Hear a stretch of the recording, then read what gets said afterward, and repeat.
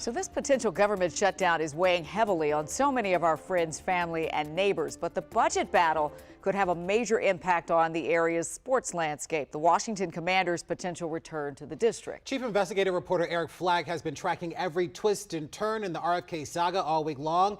He's back again with us tonight. Flagg, what's the latest?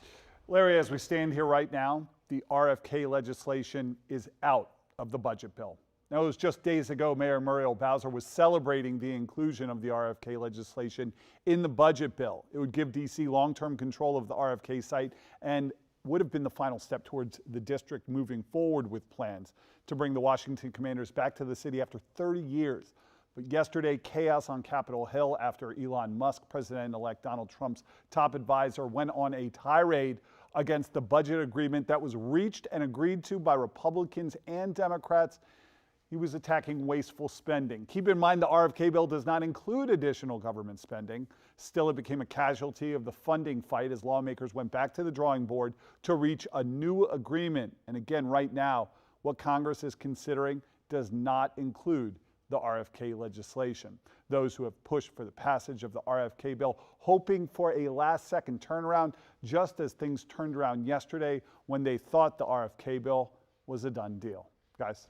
Yeah, I guess you got to wonder what's next, Flack, because they either can go back and hope this will happen next year, or they could go back to Maryland and say, you know what, let's do this, right? Yeah. I think first things first, the team is going to see this out to the end and not, jump to any conclusions until that budget bill is passed without the RFK legislation. After all, it's just 24 hours ago, so many were celebrating.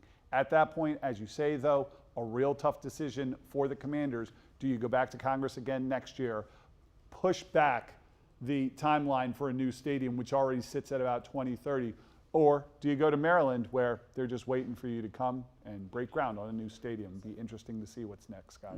What about Virginia and all of this? Maybe they can get back in the mix as well, because I know the governor there has been trying to woo the team to the Commonwealth. This might be an opportunity for them. Very good question, Larry. Virginia has been noticeably silent on this issue for quite some time. A lot of the insiders really believe this is down to D.C. and Maryland. All right.